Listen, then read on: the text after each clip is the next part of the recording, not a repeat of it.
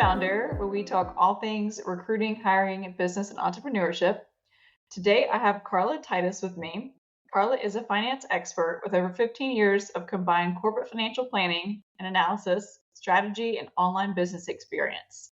She provides fractional CFO services and financial consulting to business owners looking to grow their business.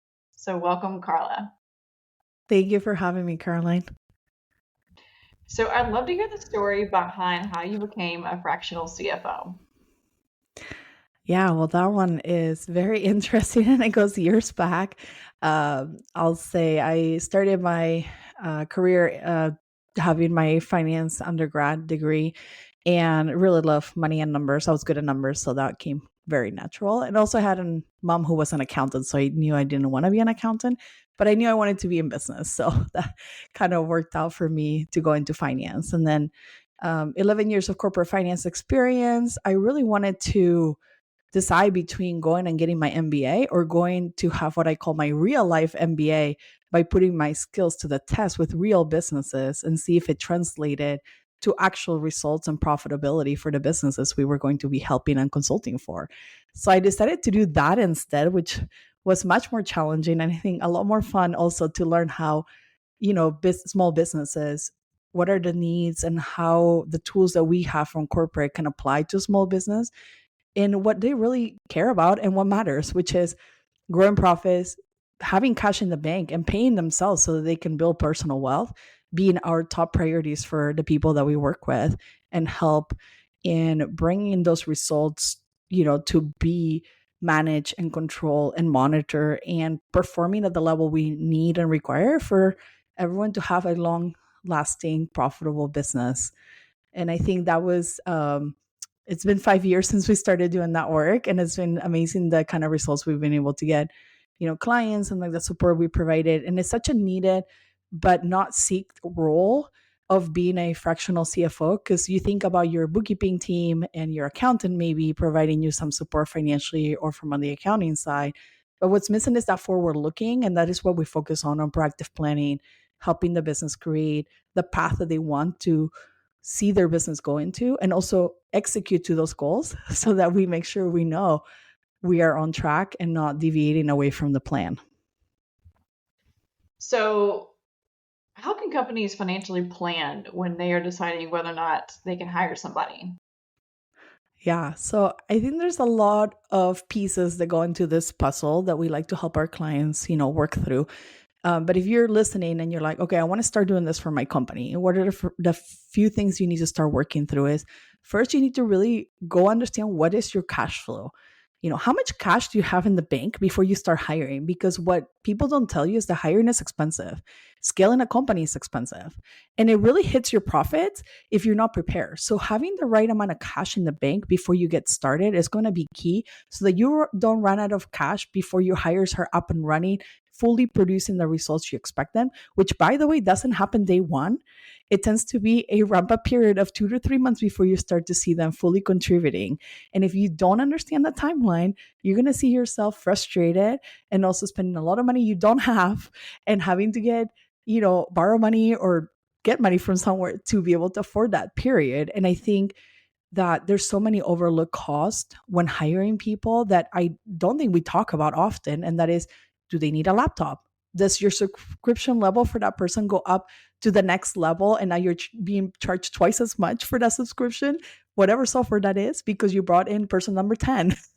And making sure you understand what are those hidden costs, right? That are not really hidden. You know what they are. Just thinking through them and building them into a plan of, okay, I'm going to put all this cash out there, maybe recruiting fees, maybe it's like job posting fees even, right? We're not thinking about those things, but those add up. And then building that into your plan for the timeline on when you need to hire, and then preparing yourself financially ahead of time.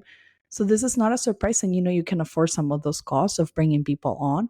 And then what is your onboarding plan?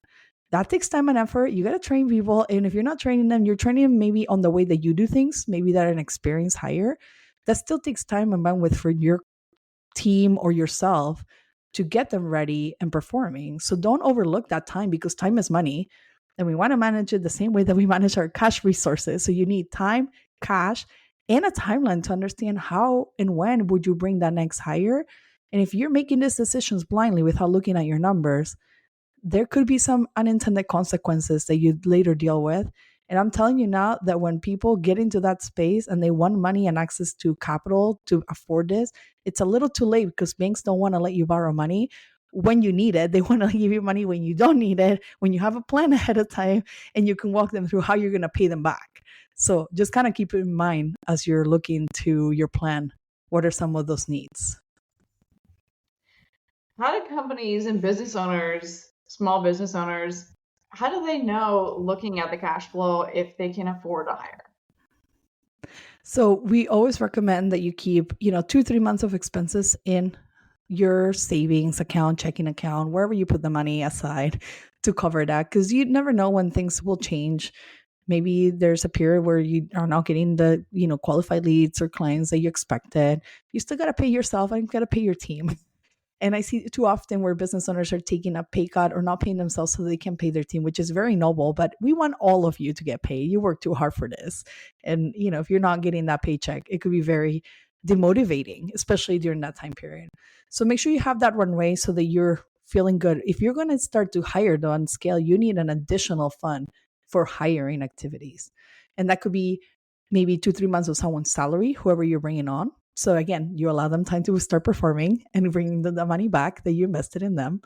And if you're going to hire more than one person, then multiply that by the time of people that you're bringing and when you're bringing them on. Make sure you space those out. If you haven't thought of that, maybe you delay a hire if you don't have the cash available or you don't feel secure.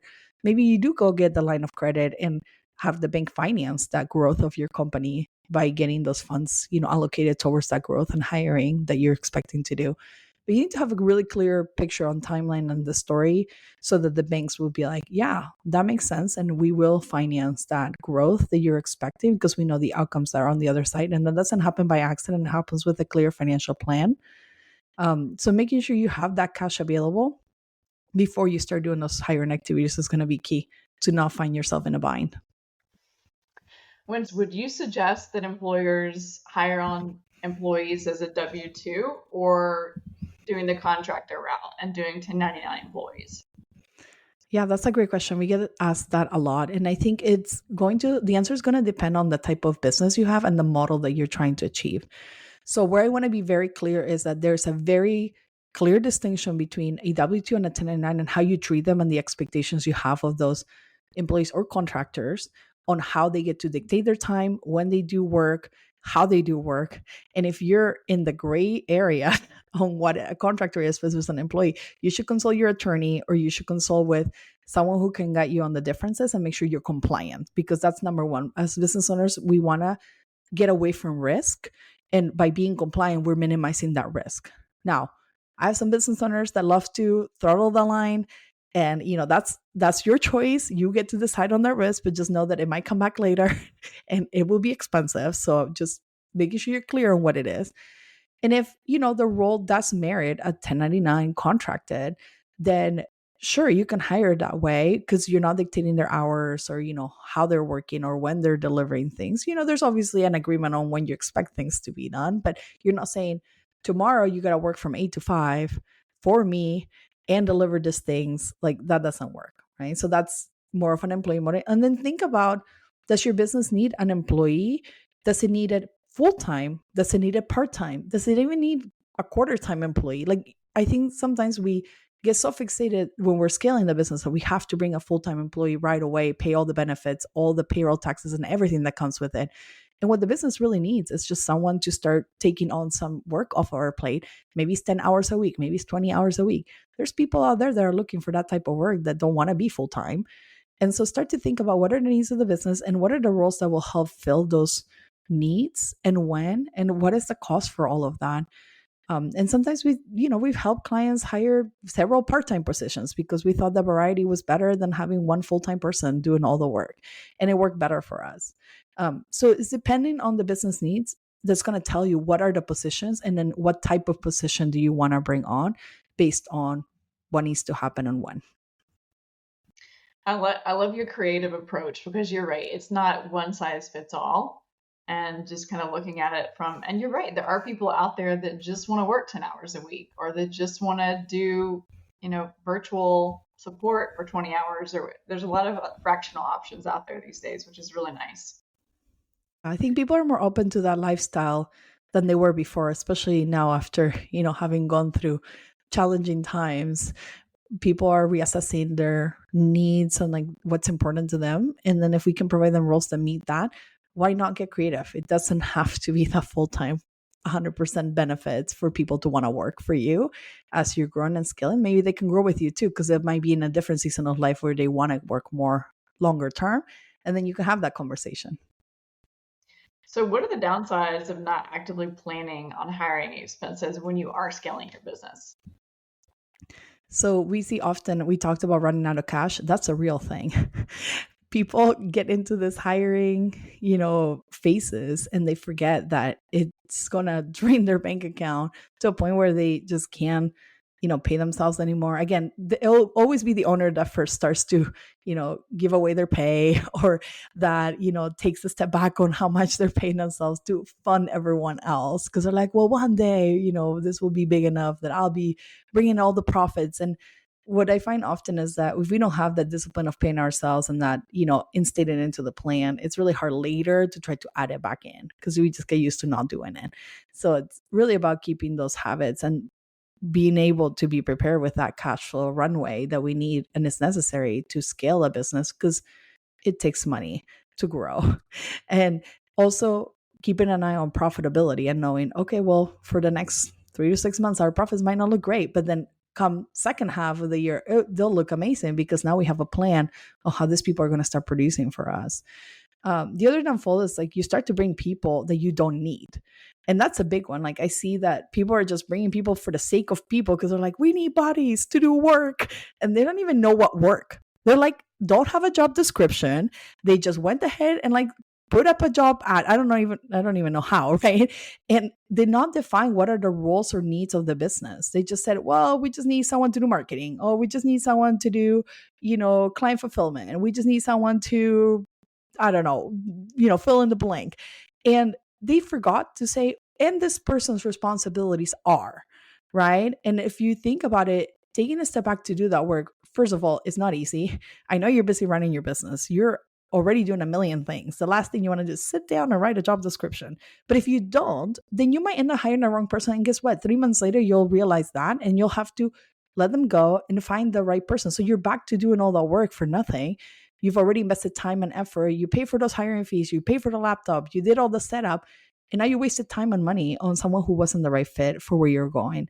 And so if you don't have clarity on your goals, if you don't know where your company needs to be in the next 6 months to a year, I encourage you to take the time, set aside 1 hour. Like it doesn't have to be this, whole day or you dedicate to your planning your business, but just 1 hour to think about what are the gaps that we have, both skill set and experience that we need to fill. Who's going to take what workload? Is it shifting from one person to another because we're bringing on a different role? Are we increasing the hours of our existing people? I think sometimes we go too fast to hiring when we haven't had a conversation with our existing team on, would you take on more responsibilities if we paid you more? Maybe that's a starting point, but you don't know that until you go through the job description and decide what are you missing. And then if the team won't be able to do that fulfillment, or there's a gap there and they're not willing to fill it because they're like, we're happy where we're at, we're working enough hours, then you go to hiring a different team member. And the timing of when you're going to hire, it's going to be an important aspect of planning so that you don't feel like you're reacting to everything that's happening in your business, that you've thought strategically and have planned ahead of time on where you're going and how you're going to achieve it by bringing the right people and putting them in the bus in the right seats. And that's huge when it comes to running a successful company. And to add to the job description too, when you put that together and actually have clarity on what you're looking for, you are also setting up expectations for your next hire. So they know what's expected of them and there's no gray area there. Exactly. Because people don't want to come do a job and then be surprised or have no clarity on, okay, I'm here and what am I doing again? They need to have a good sense of not just, what the role is, but also what their day-to-day might look like. Because if they're not the right fit for that, you want to know now in the hiring process versus when you've already brought them on and they're like, yeah, this is not going to work for me. And then they leave. And that's just like such a waste of time and effort, right? We know you're busy. The last thing you need is someone less than ideal coming in and realizing they're not the right fit for the company. Definitely. So, what steps can business owners take to demystify their numbers and make informed financial decisions? It all starts by looking at your numbers, which I think sounds so simple, yet I would guarantee that 90% of people are not looking at them because one, they're too busy. There's too many demands of their time. There's other things they'd rather be doing, especially if you're not a numbers person. I get this a lot. Well, I don't really like the numbers. I'm not a numbers person, right? And the success of your business is hinged upon you reviewing the data on what's actually happening in your business. You will be a much more likely successful CFO or CEO and business owner if you start to look at your data. And that's in general, not just like the financial numbers, but just data in general that's available in your business. What is working? What is not working? Did we make money this month? If you can't answer those questions, then you're going to find yourself in the grind of working harder, thinking, well, I'll just add more people to the team. And then realize that you're not able to be profitable and you're just making that problem magnify because you're not fixing the root cause of what's actually causing your problems around profitability.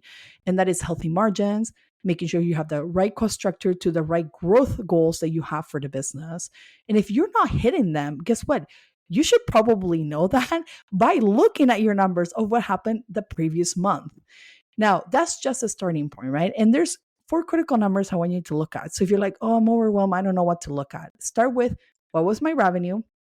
If you have a service-based business or cost of goods sold business, you'll have cost of goods sold or cost of services. This is the people that it takes to deliver the revenue and earn those sales for you and deliver on the client work. Then you'll have operating expenses, could be like rent, utility, software, anything that goes into running the business, even your pay. And then you have profit, or hopefully profit, not a loss, but sometimes that happens. So you do have a loss and you had no idea that had happened. And then you start to ask more questions and you look into the data deeper to find out what happened, what went wrong. Maybe you're spending more than you're making.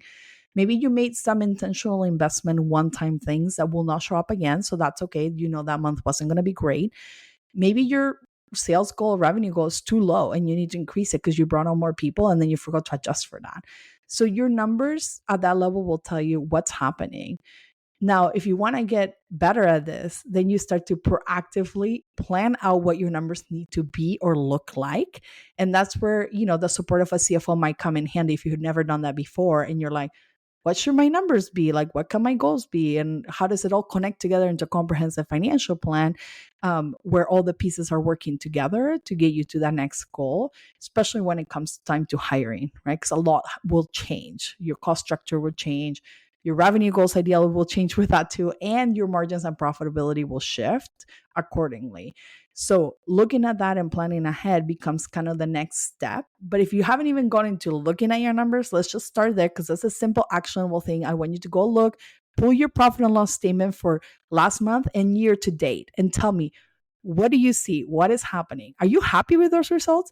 And if you're not, now it's time to make changes so that the end of the year looks better. And also next year, you know exactly what you don't want to do more of.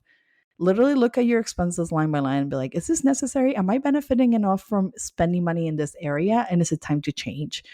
And if no one is doing that work with you, I can understand that could be a little overwhelming. And that is exactly what we do for, people to help them get some clarity. But I think it's something everyone can do. It's accessible. It's easy. If you have accounting software like QuickBooks or anything like that, just pull the reports and look at them. That's just step one. Surprising how many people don't look at the data to tell a story. And you're right, they'll just go out and hire somebody and they'll think that that's going to solve their problems, but it's really can go deeper than that. Yeah. And well, we do definitely help you understand what's happening with your numbers and your business. Ultimately, the decisions that make that change, we can brainstorm with you on to, what are some challenges? How do we overcome them? What are some things we need to change to make sure the numbers are looking better? But you don't get to just delegate that out to your CFO. Like you partner with a CFO to make those decisions and maybe brainstorm what could be good ideas. But you still have to come up with the ideas and make the changes necessary. You still are responsible for executing on those plans. No one is coming to save you. You got to save yourself. So you got to do the work. You got to go think strategically. You got to review what is work. Like if you go look at your data and you see that April was your biggest month in revenue, what did you do in April? Let's do it again. Like sometimes we try to reinvent the wheel and make business harder than it needs to be, but because we're not looking at the data, so it's not telling us what's working. Right. And so when we pair that with, oh, in April, we had a great marketing campaign around this, and that. Can you do that again? Yes. Wonderful. When do we want to plan to do that for? Oh, October sounds like a great month. Let's start now and plan it out 2 months ahead to make sure that things are on track to do that one more time. I know that the results won't be guaranteed, but at least you'll know what's working and you'll try it again and maybe it works again. And next time we double down or 10x down on that effort instead of you trying to try 20 different things that are not working.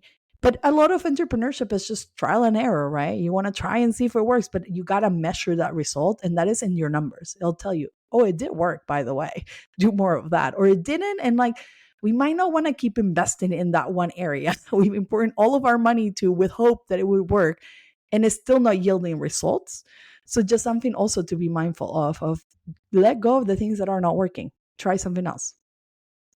That's great advice. So as we wrap up, how can our listeners find you? Yeah, so they can reach us at wealthworthwithin.com. We have a monthly newsletter we sent out for anyone that signs up for that. And we have some free resources to share with you when you sign up as well. We love to educate and empower business owners to really get, passionate about their business finance and start controlling them so they can make more money and, build the business that they really want to have paying them and making them more profit. And then if you're ready to hire a fractional CFO, you're welcome to book a free consultation call on our website. We'd love to talk to you about, are we the right fit? Are you at the stage where, you're ready to hire a fractional CFO? And if not, we can point you to the right resources if that's not the time yet. And then if you want to hear more about us and the education that we offer for free, feel free to follow us on social media at Wealth Worth Within. We put a lot of educational content, videos around different topics, managing margins, profitability, paying yourself, all the things that are important in business that I don't think a lot of people are talking about. Especially the focus on profit versus revenue, which is another one that I'm very passionate about. So all that matters is what is left after you pay your taxes and you pay yourself. If you have nothing left, we have a problem. We don't care how much you're making in revenue if you can't keep any of it. So go check us out there. We would love to see you, follow us, and share with us what are some of your challenges and how we might be able to support you and put some more free content out to address those. Thanks, Carla. Thank you so much for having me.